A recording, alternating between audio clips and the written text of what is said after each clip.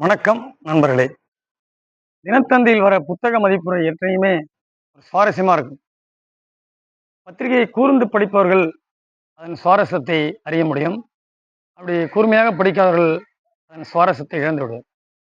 இதில் மிக முக்கியமான விஷயம் என்னன்னா, திரைப்படங்களில் புத்தநெறி அப்படி ஒரு ஆய்வை அமரேசன் என்ற எழுத்தாளர் எழுதியிருக்கார்.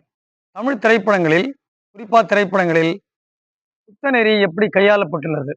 ஏழாம் அறிவு, மகாமுனி, ரங்கா போன்ற பல்வேறு திரைப்படங்கள் 7 திரைப்படங்களை கணக்கில் எடுத்துக்கொண்டு, ஆங் பேக் என்ற ஒரு ஆங்கில திரைப்படம் இந்தியாவில் புத்தநெறி எப்படி வலுவிழந்தது என்பதை குறிப்பிடும் படம்.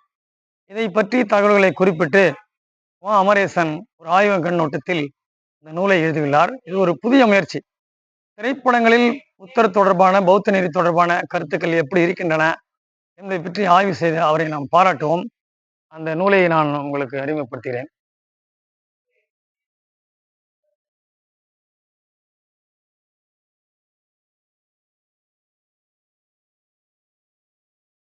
வாய்ப்பு கிடைத்தால் அனைவரும் இந்த நூலை வாங்கி படிக்கலாம்.